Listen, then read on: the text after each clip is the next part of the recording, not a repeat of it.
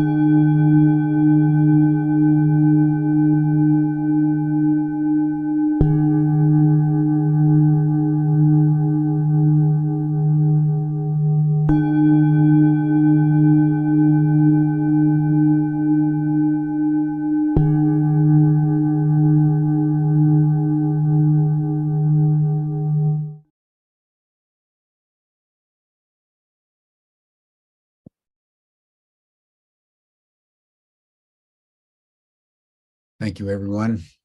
It's so good to breathe as one with all of you. It's a powerful thing. Plotinus said the whole universe breathes as one. And that's what keeps it all together, probably in the end. I'm honored now to introduce my good friend and colleague, George Cappannelli. You know George, he's convened a number of programs on the theme of democracy, and also with Tom Eddington on endangered species and youth and mental health. He's been one of the partners that's developed Humanity Rising and is in the leadership as we evolve Humanity Rising into the Humanity Rising Network. We'll be talking more about that on Friday. George is the CEO of AgeNation, which focuses attention on how the baby boomers and the aging population here in the United States and Europe and Japan and increasingly in cosmopolitan cities around the world can empower themselves as they age. He has a long and distinguished career in PR and consulting and marketing and entertainment, and is the right hand of Humanity Rising as we proceed into the future. So, George, I want to thank you, and just to say he's passionate about democracy and is very focused on the upcoming election in the United States this November, which is really a watershed election, the outcome of which will determine the viability of democracy in a very, very substantial and unprecedented way. So he is going to be speaking to us this morning about his views of democracy and how we can empower ourselves. And then we'll have a dialogue for the balance of the time. And so, George, welcome to Humanity Rising. Thanks, Jim, as always, for a great beginning to the program. That head-heart coherence breathing is just wonderful for all of us. Helps us not only balance, but find our way. I think someone has said that the longest and best journey we can ever take is from our head to our heart. You know? Well, this breathing makes the connection with each breath. So, yeah.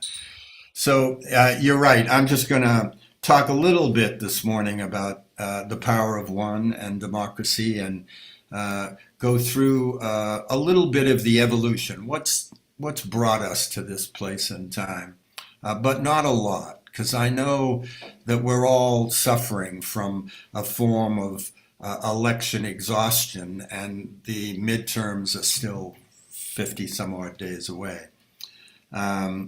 But I do think it's important a little bit to find out how we got here, but mostly to talk about what we can do about it. You know, what are our options? What are the ways that we can reclaim our sovereignty and reclaim our privileged position as human beings who are spiritual in nature, living a human existence? And I know that those of you who are living in other countries might be saying, what's all this noise about the US election? Give me a break. I've had enough already. But I want you to understand that from my perspective, at least, what happens in the US in November will have a very significant impact on what happens globally for a long time to come. And so that's why I want to spend a little bit of time with you today. Winston Churchill is reputed to have said that the price for greatness is responsibility. And I don't know about you, but when I look around the world today, I see a significant absence of the kind of responsibility that I think each of us as individuals needs to manifest if we're ever going to arrive at that place of a more perfect union that serves the greatest good of the greatest number.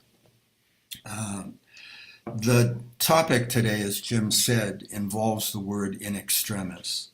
And I borrow that term from the nautical language that advises the captain and crew of a ship in danger of collision, capsizing, or running aground, to set aside the standard navigational rules of the road and do whatever is necessary to save the ship. And I think that we, the people here in the US, not only on our own behalf, but that of other people around the world, are being called right now to do all that we can to save the ship of democracy. So for me, what that means is that this is not a time for procrastination, for indecision, for avoidance of truth, and certainly for the avoidance of our responsibility as citizens. Instead, I think we, the people, are being called to do what is necessary to meet the most severe threat to democracy in the 246 years of our nation's history. I also think that we're being called to cut through the fog of confusion and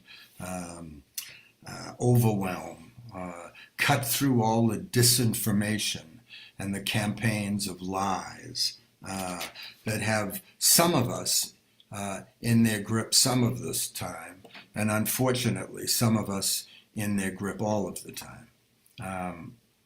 These are the feelings that are prompting a large number of Americans, as recently reported by the New York Times and Siena College poll, as saying that our democracy doesn't work anymore. On one hand, this isn't unexpected, especially in this time that Michael Meade calls the age of the great forgetting.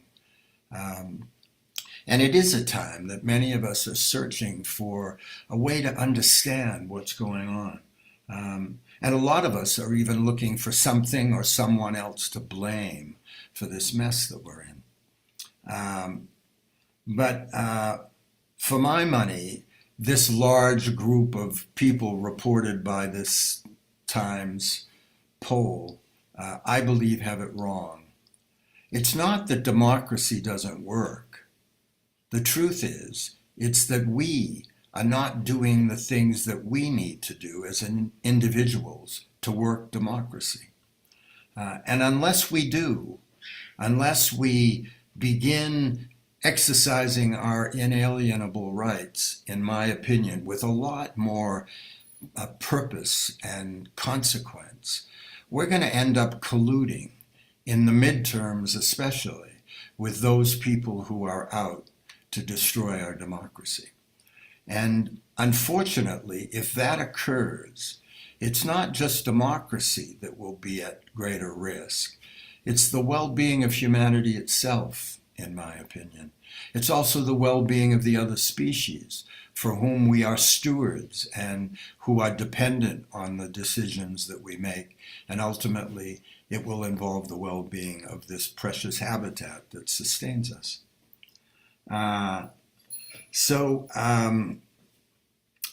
what do we do about this, in my case, over the last couple of years, I've had to ask myself some really pointed questions. I've had to ask myself if I really understand and acknowledge the depth of the challenge that we face, or am I somehow or another leaving that to someone else? Am I willing to accept the fact that what's going on is not politics as usual? It's something much deeper and much darker.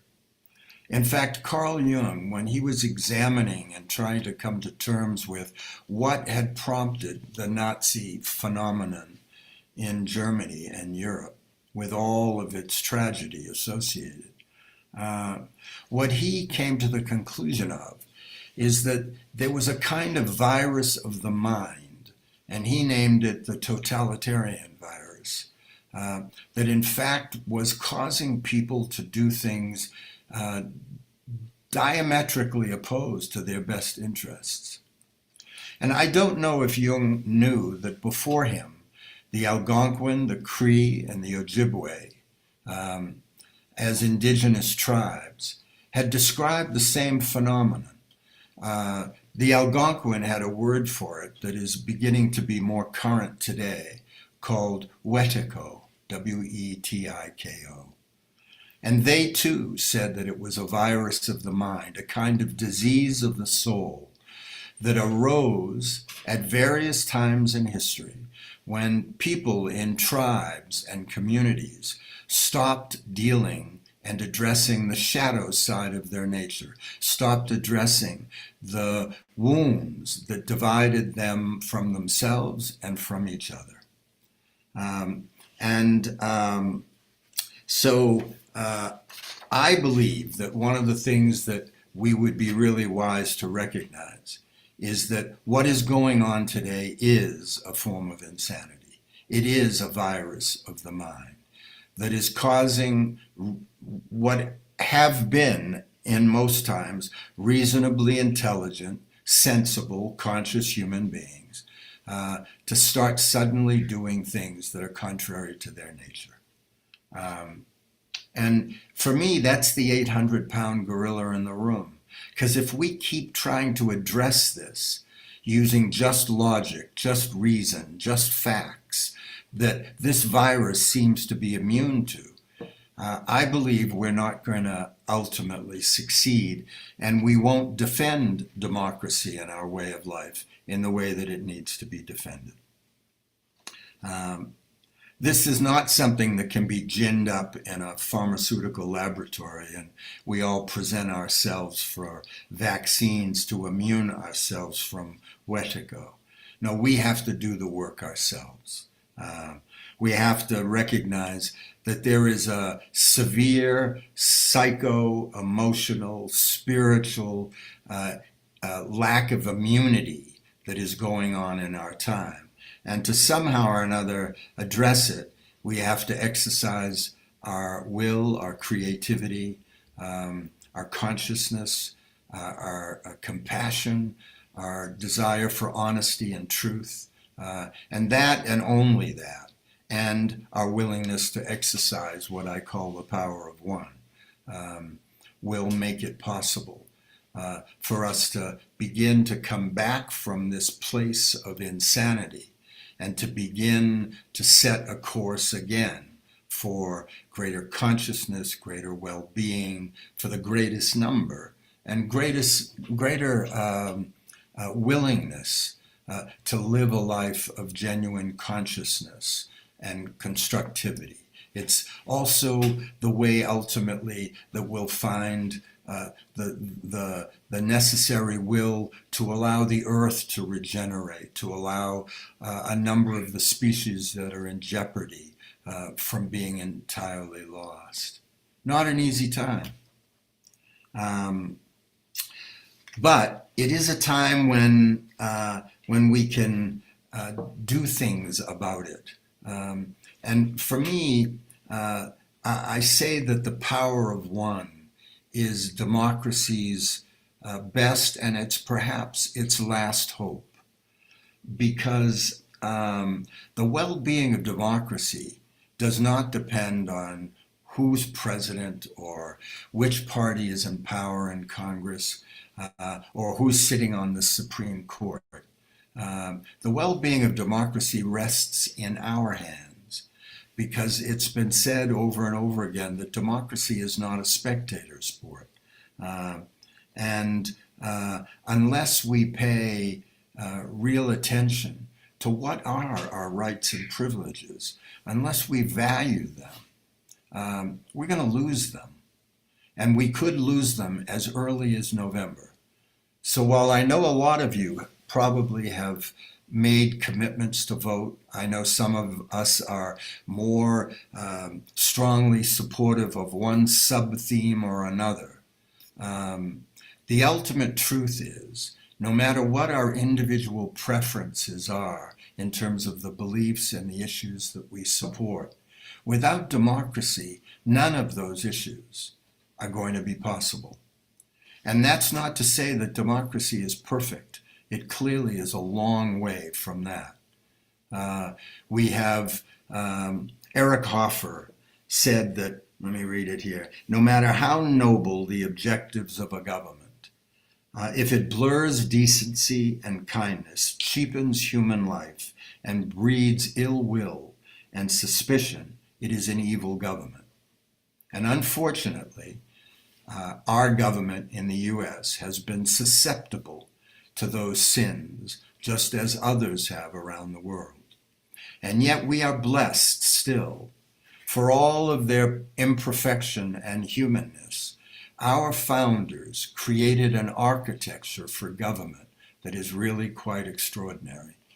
And if we follow it, and if we keep improving it, keep overcoming some of the limitations that come up, that are represented, we really do have the opportunity to help reignite a platform that can lead humanity to a time of much greater consciousness, productivity, constructive behavior, and above all, a time in which all human beings can inherit their potential and can truly survive. So just a couple of more things that I want to say before we get to the heart of the power of one. First of all,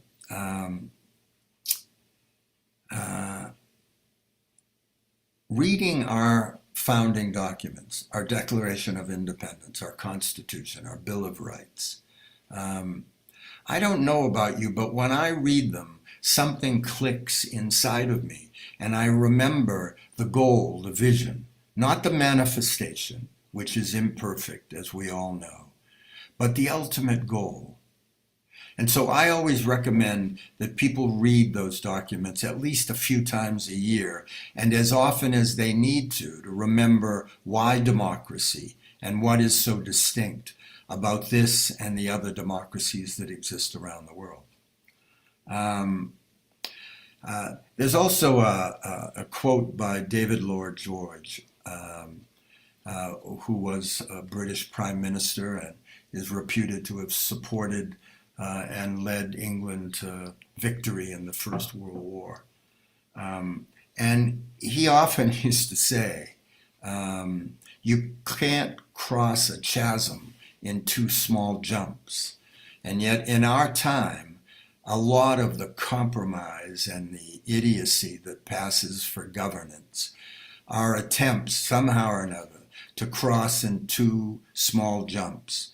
And we don't get there. And if you doubt the veracity of this observation, I encourage you to pick any chasm: climate change, nuclear disarmament, social injustice, human rights, immigration, income inequality, food security, or any other. You'll see that we keep trying to take two jumps where only one large leap will get us across that chasm. I also invite you, as we talk today, to consider a kind of prescient warning that Thomas Jefferson gave us. He said, once people become inattentive to public affairs, you and I, Congress, assemblies, judges, governors, and I now take the liberty clearly of adding presidents to that list, shall all become wolves. So let's keep some of this stuff in mind as we talk about what is indeed the power of one.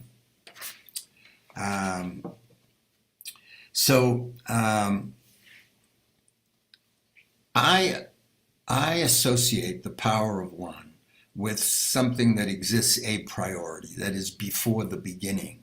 It's encoded in our DNA. It's like the word in the beginning.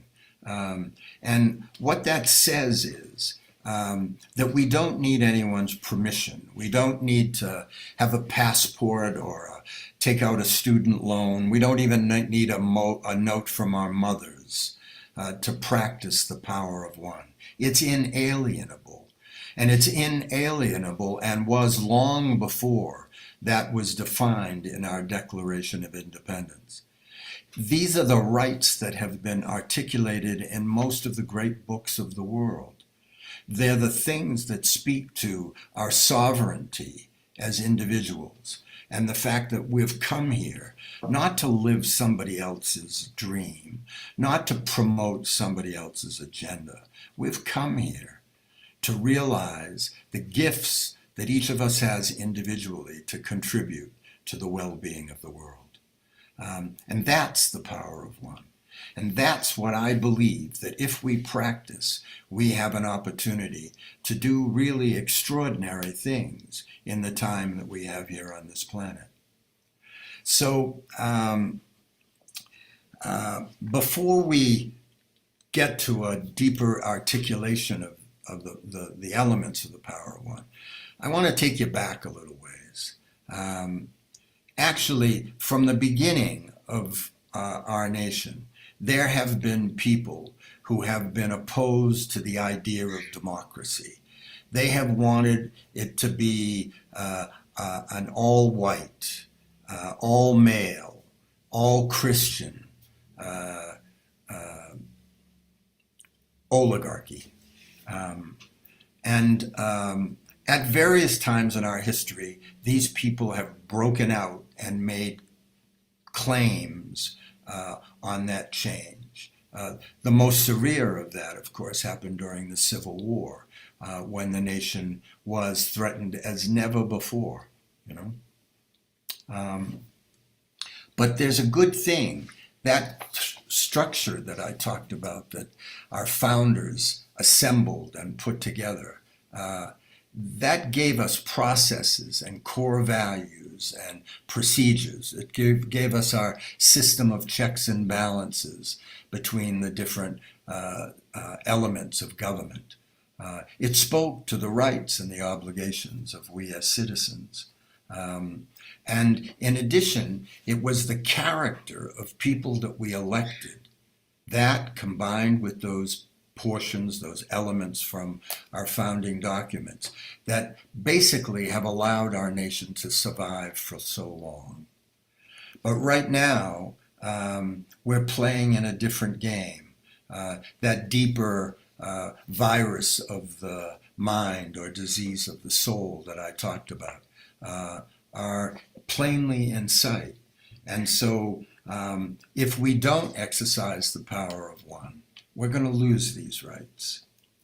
So in 1972, after all of these decades of this back and forth, this tension between different camps or groups within our society, a man by the name of Lewis Powell, who was nominated as an Associate Justice to the U.S. Supreme Court by Richard Nixon. Before he took his seat on the court, a neighbor who happened to be the Director of Education for the U.S. Chamber of Commerce asked him if he would write a document that would help the Chamber and would help corporate America regain control, regain prominence. And he agreed to do that. And that document was called Attack on the American Free Enterprise System. It was an anti-communist, anti-New Deal document that urged the Chamber of Commerce to become more aggressive in molding society's thinking about business, government and politics, and law in the U.S. to advance its own themes. Now, unfortunately, one of the things that Lewis Powell did not do or did not know was that many centuries before, Confucius has said that the superior man seeks what is right, the inferior man only what is profitable. But this Powell Memorandum, as it's become known, became a blueprint for the conservative right. And I have to speak with admiration, because since 1972, they have, with a passion and a deep commitment followed that blueprint to the letter. And the mess we're in today is a result of Lewis Powell's artistry in logics and in steps that needed to be taken. What he suggested was that the conservative movement and the corporate autocracy should pay a lot of attention to local elections, local boards, school boards, and dog catchers, and anything else on the local level. He also suggested that they pay more attention to the state level, to state legislatures, to the governorships. He suggested that they gain control of the creation and the writing of textbooks so they could affect the future. He suggested that they buy local newspapers and local media so that they could directly impact the minds of individual citizens.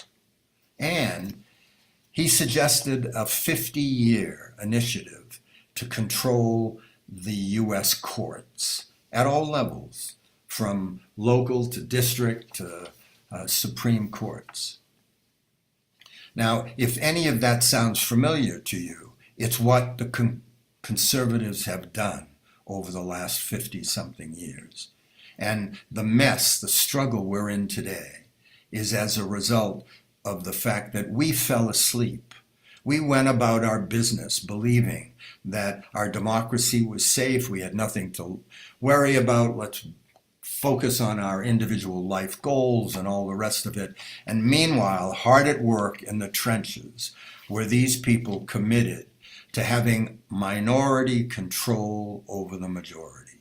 And that's the point we're at today. So how do we defend against that? I say that the power of one is our best tool. And what the power of one is, if I can find my next set of notes,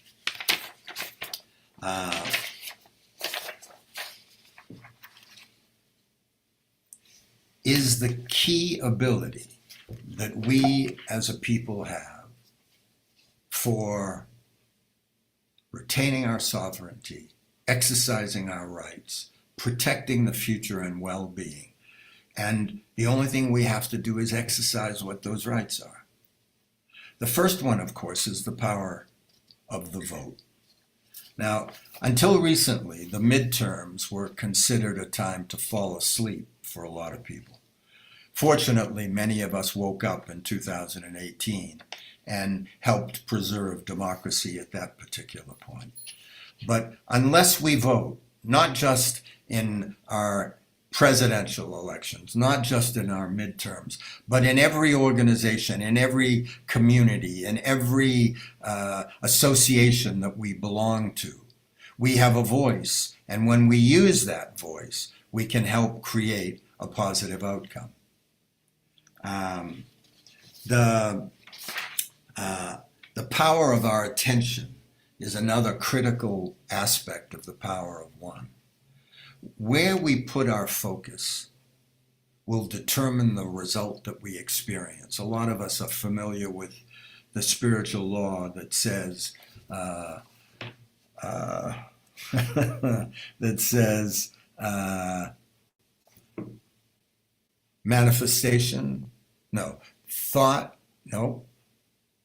thought follows vision, manifestation follows thought. So in other words, what we think about, what we focus on becomes our reality. So think about what you focus on. What media do you pay attention to? What newspapers, what television stations, what radio do you listen to? And in that listening, in that attention, who are you giving power to? Because the more you pay attention, as you know, advertisers go to the place where listeners and readers and viewers are congregated.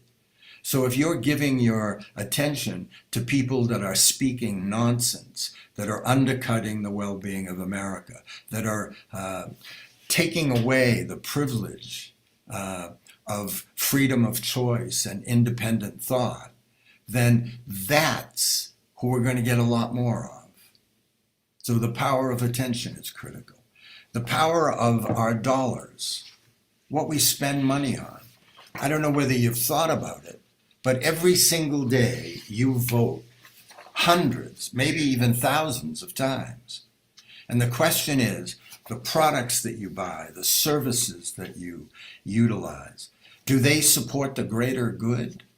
Are they brought forward to market by companies that are paying their fair share of taxes, that are supporting their employees? Are you, in fact, using your dollars to support democracy? Or are you spending dollars on companies and organizations that are undercutting democracy, that are not interested in the greater good of the greatest number? So remember, every day, conscious purchases are a way that you exercise your sovereignty and you defend democracy. Jim talked this morning about the power of protest. And I believe that that protest has to be very well planned and it has to be very persistent. And it's not just writing an occasional letter or filling out a survey or whatever that happens to be. It's speaking your voice.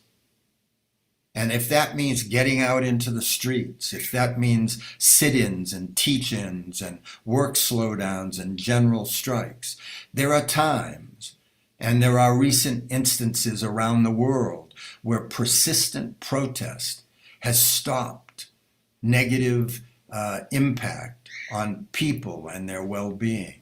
And we need to do a lot more of that. We have the power of donations and volunteerism. Candidates and organizations that you donate to and you volunteer for, if they're not defending democracy, cut them loose and send them packing. We have the ability to give and withdraw our support. That is another one of our powers. And we shouldn't wait when a representative we elect or someone else elects goes adrift, when they start declaring that they're not responsible to the people of the United States, that they have their own agenda, then we ought to go after them big time, not only denying them volunteers and donations, but publicly protesting until they either change their tune or they leave office. The power of one involves the power to experience short-term discomfort in order to achieve long-term impact. That's what the persistent part of protesting is all about. We can't go home until the action that we want is taken. It's critical. I think there are all kinds of other powers. I think we ought to be able to create public sector clusters of organizations that take up the cause of issues that our government is not taking care of. I think we ought to have a lot more oversight over our elected officials. Let's face it, they've lost touch with us. They don't respond to us except most of the time when they're up for election. And then all of a sudden they become willing and accessible and all the rest of it. Otherwise, they determine their own salaries. They determine their own work hours. They determine what the metrics are by which the success of their responsibility is judged. They determine what their benefits are. And where are we in that conversation? That has to change. They are our servants. They are our employees. And yet they act as if they were completely independent and can do whatever the hell they want to do, whether it's legal or not. I think we also have to revisit our founding documents, because documents that were written 246 years ago at a time when there were 2.5 million people in this fledgling nation, can't apply to a nation of 330 million plus. And that's true for the roles and responsibilities of our judges, of our presidents, of our members of Congress. We ought to take a hard look at all of that to find out whether we are living with some kind of a myth or an operative structure that makes a difference. And we, through our votes, through our attention, through our money that we spend, through our protest, can have an impact on that. So let's not think that the world has come to a point where we are useless, that we have no impact on what happens in our time. Let's dream big. Let's re-envision a renewed America.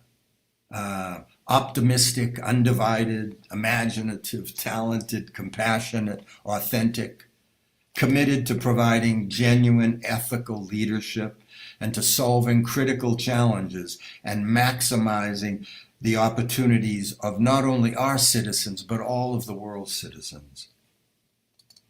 And let's remember, individually and collectively, that the future does not lie in the hands of others, but it lies in our hands.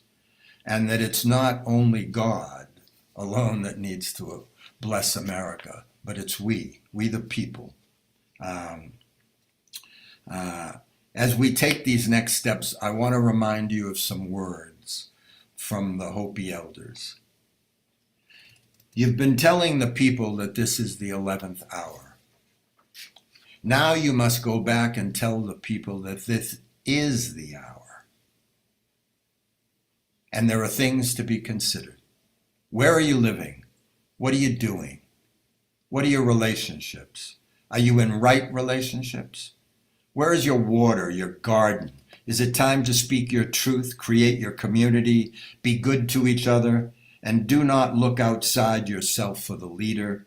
We are the ones that we've been waiting for. This could be a good time. There is a river flowing, now very fast. It is so great and swift that there are those who will be afraid, that will try to hold on to the shore. They will feel they're being torn apart and will suffer greatly. Know the river has a destination. The elders say we must let go of the shore, push off into the middle of the river, keep our eyes open and our heads above water. And I say, see who is there with you and celebrate. At this time in history, we are to take nothing personally, least of all ourselves. For the moment we do, our spiritual growth and our journey come to a halt. The time of the lone wolf is over. Gather yourselves. Banish the word struggle from your attitude and your vocabulary. All that we do now must be done in a sacred manner, not an unconscious one, but a sacred manner, in celebration, for we are the ones that we've been waiting for. Please remember, November is close at hand. Please remember, we are living in a time of extremis. We need to set aside some of the normal rules of the road and do whatever it takes to save the ship called democracy. Remember, we make a difference when we exercise the power of one. Thanks for listening. Jim, you want to come back in? Let's talk for a bit. Thank you, George, for your passion. A number of issues I'd like to raise as I've been listening to you. One is when you use the term extremis as a nautical term, it reminded me that it was Plato who was the first one 2,500 years ago to use the metaphor ship of state in the Republic. And I think it's worth recalling Plato's analysis of democracy here, because I'd like to get your opinion on it, first of all, but also to explore some of the soft underbelly of democracy, which, if left unattended, can destroy itself. And Plato used the term ship of state because he said the strange thing about democracy is that it has no educative process for who the captain is. He says it's inconceivable that if you were going on a real ship, that you would expect that the captain had been trained, had deep experience, and was prepared to steer the ship because he would know how to steer by the stars and so forth. And Plato also said if you have a farmer or a shoemaker or an athlete, every conceivable domain of human endeavor requires careful training and preparation except politics. And he says that's the weakness of democracy, is that because there's no requirement except that you have a certain minimum age, but there's no training required. He says you're empowering the ship of state to any demagogue who would come along and convince enough people to do this or that. Yeah. And he says that's why in the end, democracies always fail, because they don't have a mechanism built in to prepare the leadership of the state. So given that, and that, by the way, that's one reason why the Chinese civilization has lasted for 5,000 years. The Chinese did a variation of Plato's council of the philosopher king.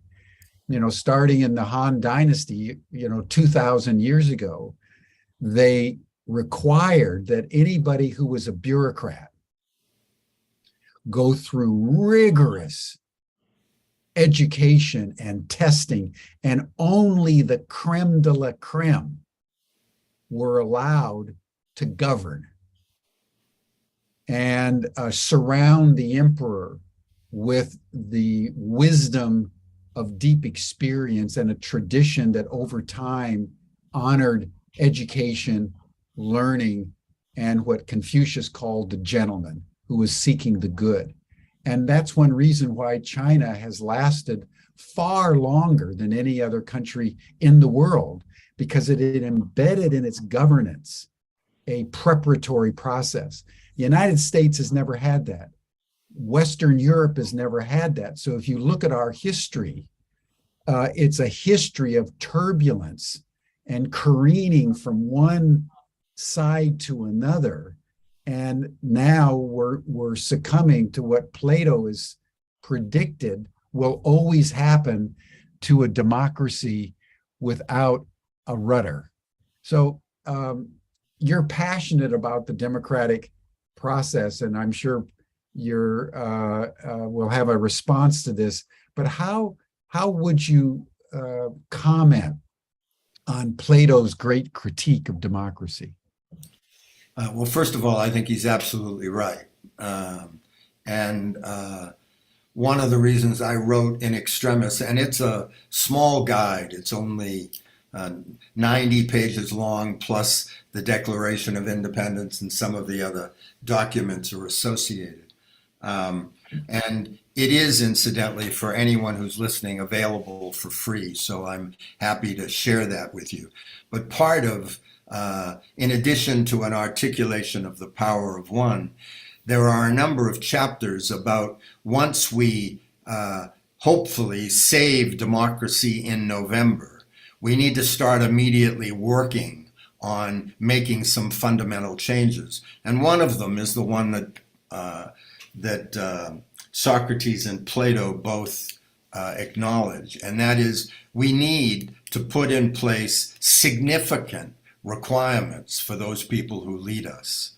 I mean, we have law schools, we have medical schools, we have tons of different schools and educational systems for individuals who will go on in their careers to do things. And with the exception of a few um, places in the U.S., we have no ongoing schools for political accomplishment and training. We also have an electoral system that is the stupidest in the world. I mean, in some countries that are intelligent, campaigns are several months long. They're funded by the government.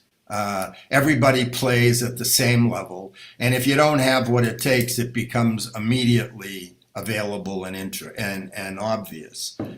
Here, we allow 5-year campaigns where billions of dollars are pissed away, billions are spent, and even the dumbest of the dumb over 5 years with incredible money spent keeping him or her separate from the public with spin doctors and middlemen and interpreters and all the rest of it. We don't have elections. We have carnivals. We have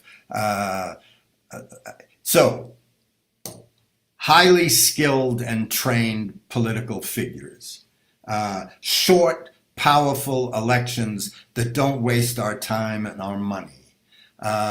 We need qualifications before anybody even throws their hat in the ring.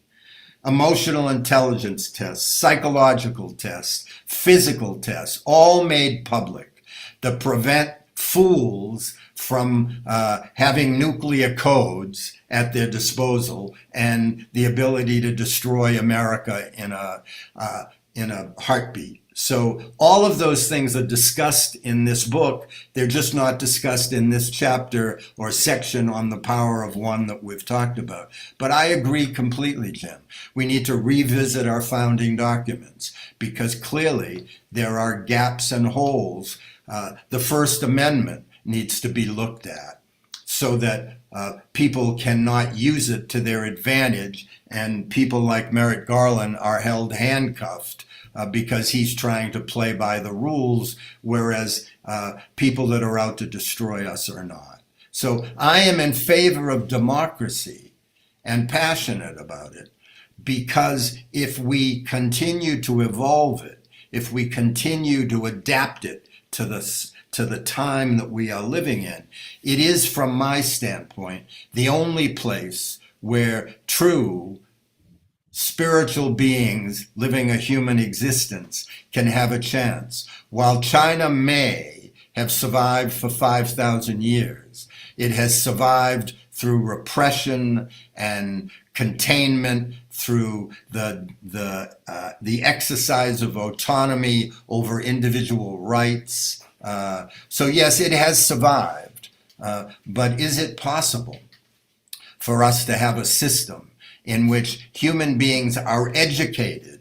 Civic engagement, civic education also has to play a role in the future of democracy if it's going to work. We as citizens have to know what our responsibilities are and how we exercise them. So I think democracy can survive. I just think we have to work at it, and we have to change some of the rules. Yeah, good comment, George. Kat Haber just made a comment in the chat that I think is worth your comment as well. She's saying that they just had ranked choice voting for the first time in Alaska, and there was much less dissing of candidates, and the collaboration led to the first Democrat being elected to the House of Representatives since Alaska became a state. Yes. So talk to us a little bit about ranked choice voting. That's a very interesting notion that I think is a reform that is gaining currency. Well, I think it is too, because I think it's finally looking at a two-party system that ensures division and competition rather than collaboration. It does that, however, primarily because the character of human beings in our time character doesn't seem to be of any importance anymore. But that was one of the things that allowed democracy to function reasonably well at other times in history. people could get together and they could intelligently talk about things. But with the Powell Memorandum and with the Reagan administration especially, and some of the political operatives that were at work getting Reagan elected, all of a sudden, schoolyard bullying and smear tactics. It happened before Jackson and other people in history, but the truth is, since that time, we've lost civility, we've lost character in our people who we elect. And so ranked choice voting gives us options that two-party systems don't give us. And she's right. The first elected Democrat in Alaska came from ranked choice voting. And we ought to look at that. We also ought to look at votes of confidence, in my opinion.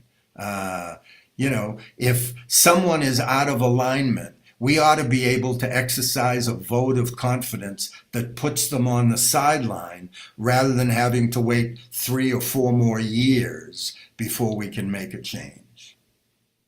Now, Shannon MacArthur's asking us to define this ranked choice voting. What exactly is it? How does it actually work as opposed to this current model where the winner takes all? Well, I'm not a student of ranked choice voting, but my understanding, and I welcome anybody on the chat who has a more defined purpose than I'll share with you. But it really is a question of who gets more votes in a system that allows individuals to continue in a process. And more than anything else, that, I think, eliminates the one person takes all kind of voting system that we now have, or the kind of system that doesn't put candidates from different parties in the same process of elimination as they climb toward the actual election. That's the best I can do at the moment. Yeah, I would explain it in the following way, and correct us if we're wrong here. But in the normal voting in America, the person who gets the most votes, but not even necessarily a majority, wins the whole thing. In ranked choice voting, what happens is if the one candidate does not get a clear majority, what they do is eliminate the ones who got the least votes. And then the second and third, there's another election, so that what that means is that as you vote, you can continue to evaluate the candidates, and the candidate, in order to win, has to get a clear majority of all the votes before it's all over. And this allows a more thoughtful process, and a process in which sometimes it's been happened where the person who gets, say, 30% of the vote, the other person gets 25, the other person gets 13, the person getting 13 is eliminated, and then you have the two candidates. In the next election, the person that got second gets first, because that he or she is actually the person that most people wanted.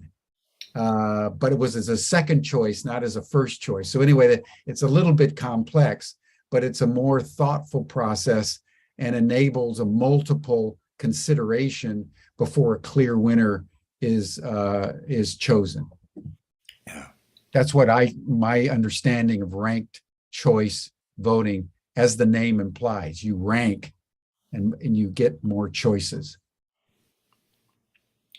The other thing I think, Jim, that's essential to save democracy is taking money out of politics, of course, Citizens United has destroyed the political landscape in America.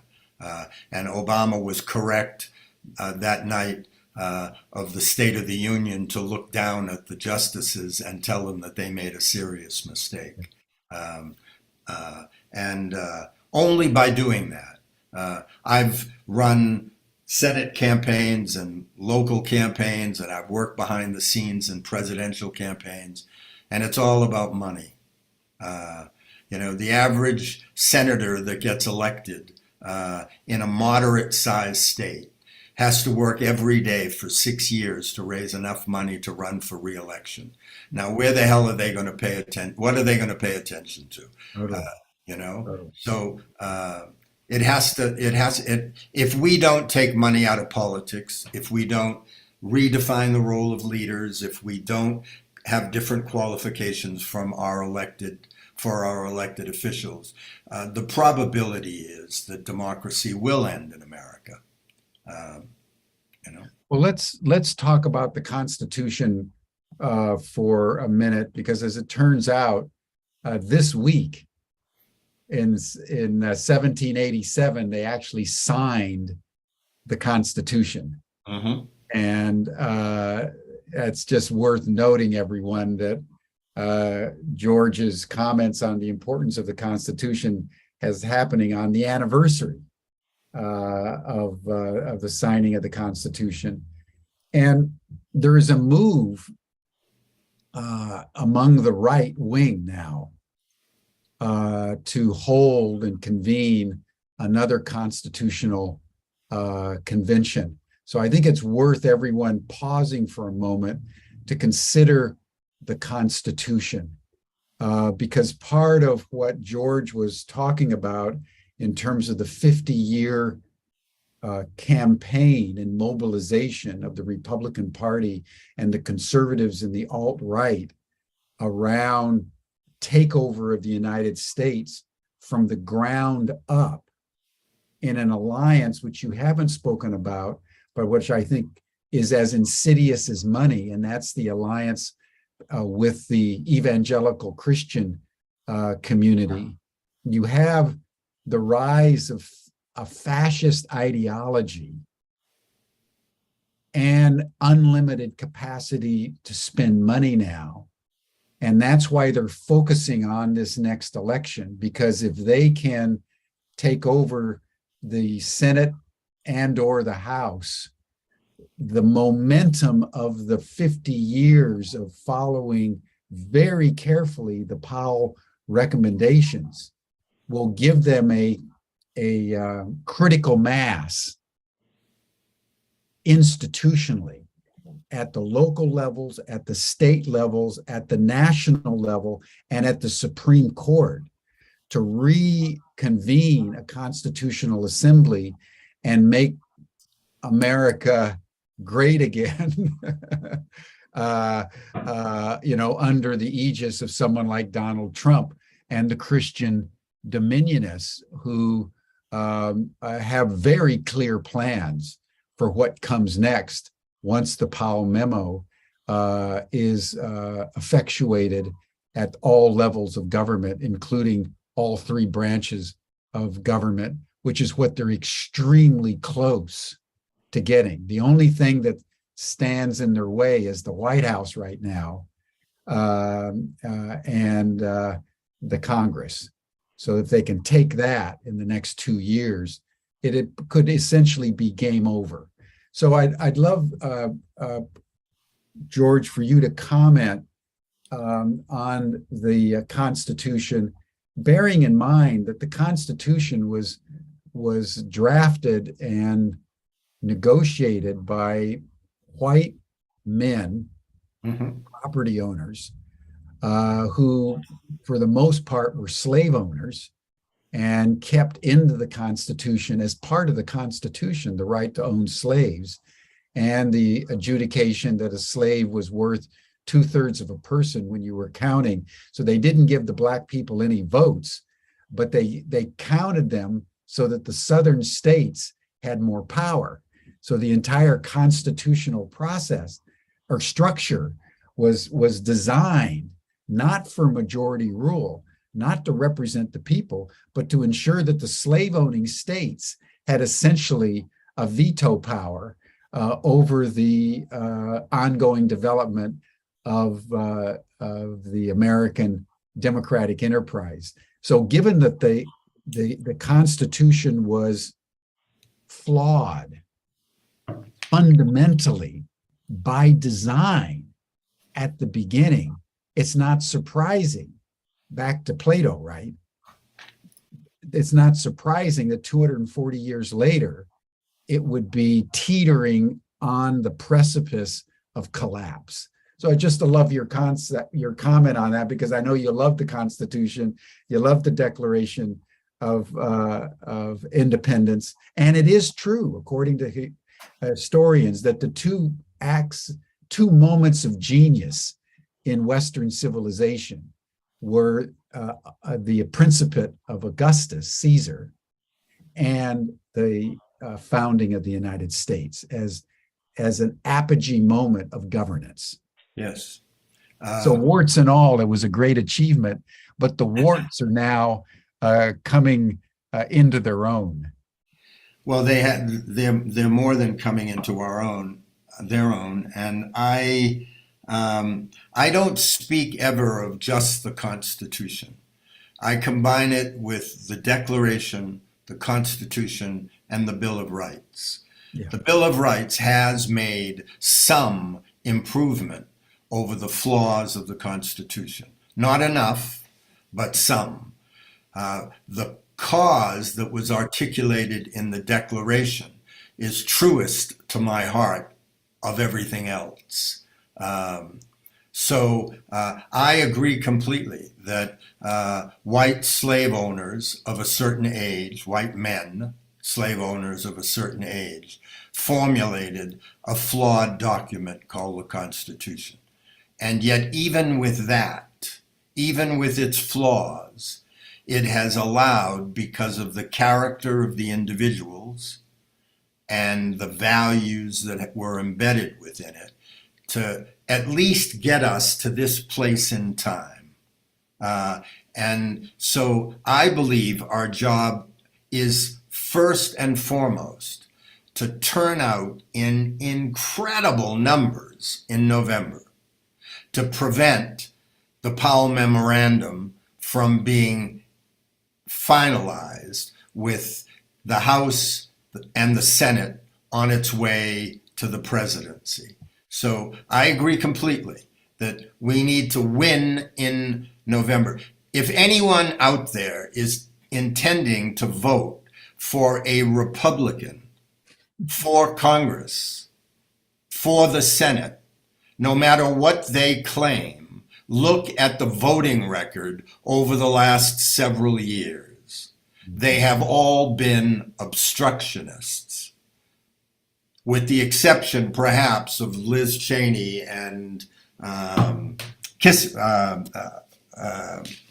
the other congressman on the select committee, and those who voted for impeachment of Trump. But with that exception, they have obstructed.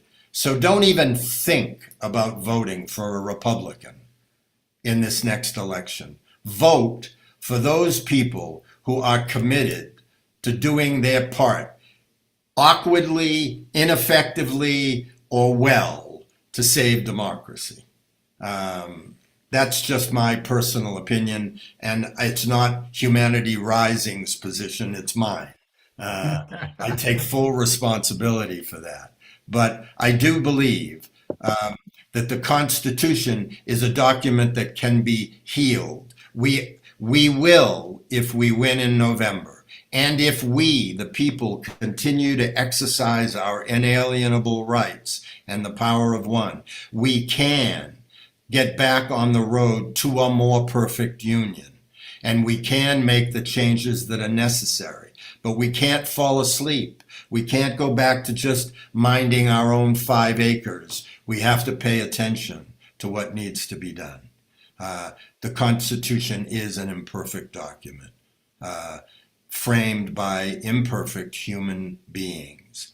But still, it has allowed us to exist 246 years later. Well, George, I think that's a powerful note with which to round off the program. I want to just acknowledge and thank you for your passion. And this is the sinew of democracy, the passionate citizens who are willing to take risks, are willing to speak out as you have, who are willing to lead and to write and to be active in the social affairs of the state, what Aristotle called the polis. The polis is only alive to the degree that citizens take considered action and deliberation about the affairs of state. So I just want to thank you for being such a good citizen and urge everyone to consider, those of you who are U.S. citizens and will be voting this November, it's essential that all of us vote, no matter who you are or where you are or what is at stake. This is a critical election, and there are in some states obstacles that weren't there before because we're in the midst of a coup attempt started by Donald Trump when he was still president in refusing to leave office, and now embodied and perpetuated by the Republican Party in state after state that is making it more and more difficult to vote so that people of color, young people, will be dissuaded from exercising their constitutional and democratic rights. So we're at, like with climate change and so many other issues, we're at a point where it's no longer possible to be a bystander. We all have to take an active, integral view of who we are in the larger scheme of things. As George has said, every decision we make is a vote, and we need to take that very, very seriously. Jim, there've been a number of people in the chat that have said, where can they get in Extremis? And you put the link in? No, what I'm going to suggest is that I'm going to send a copy of the manuscript to Humanity Rising, and you can put it on the site, and people can come and download it from there. Yeah. Well, it would be. Well, we'll talk. Yes. We'll figure it out the most expeditious way to get this out, because it's an important document which I've read, and it's just a powerful statement and testimony to what democracy means in the United States today. Thank you, George. Thanks, Jim. Thank you all for listening. And you're all welcome to the after session chat. You'll see the link in the chat that Stan has just put in. George, it'd be great if you could join. I'm sure it'll be an active conversation. And then tomorrow is the International Day of Peace. And we're going to be having a youth organization, Masterpiece, bring youth from all over the world to talk about what they're doing for peace. As you all know, this is the conclusion of the Unity Earth 99 days. And this week is Peace Week in the United Nations. So there's many, many activities all over the world through Unity Earth and the Sign Network and we at Humanity Rising with this program today on democracy that George has been speaking to, is part of this larger Unity Earth calendar celebrating peace around the world. Thank you, everyone. We'll see you here tomorrow, same time, same station. Bye for now. Great, George. Thank you. Thanks, Jim. Thanks very much. I'll talk